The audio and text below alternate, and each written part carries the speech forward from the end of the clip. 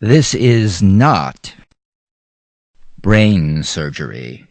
It's making sounds.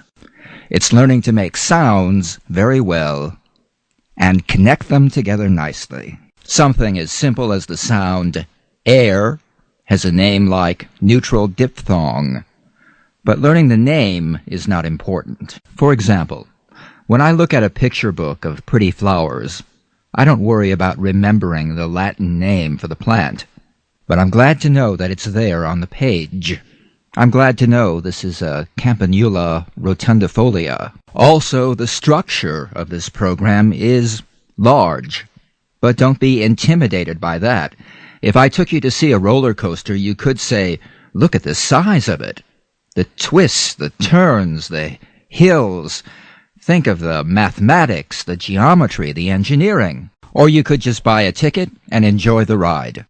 Just because something has an elegant structure doesn't mean it has to be any more complicated than breathing. When I talk about theory in this program, I use a higher vocabulary in order to keep it concise and not muddy up the waters laboring over theory.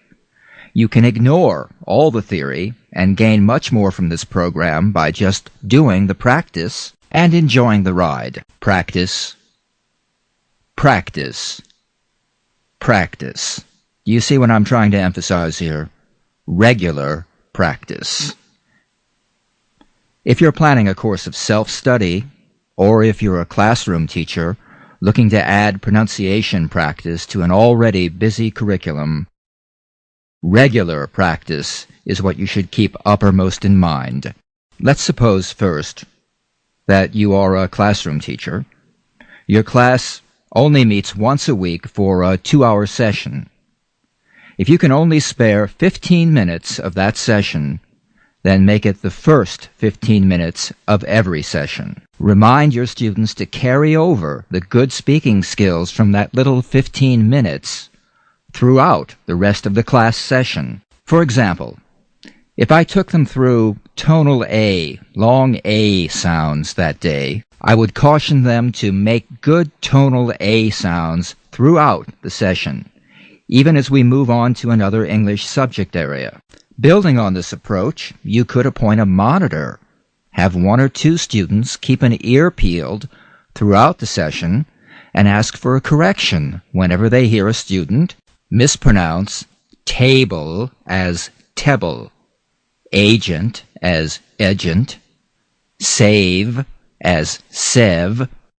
This frees up a part of your attention and at the same time builds awareness in your students. Teachers, while we're talking about your attention, when the DVD is playing, it acts as the master teacher, freeing you to become a side coach. Move around the class and give your students individual attention.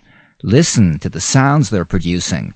Check for good physicalization. Now, regarding the independent student engaged in self-study, the only thing important is to get in the physical practice of producing the sounds.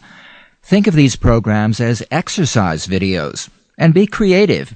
You could even play your own music in the background. Most programs are simple enough that you can even divide your attention, multitask, especially as you become familiar with the course. Practice while you're making dinner. Practice while you're exercising.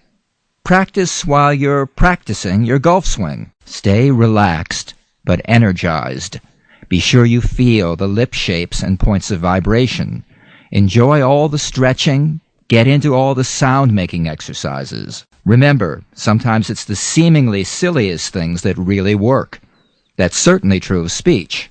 So loosen up, enjoy it, and produce amazing results.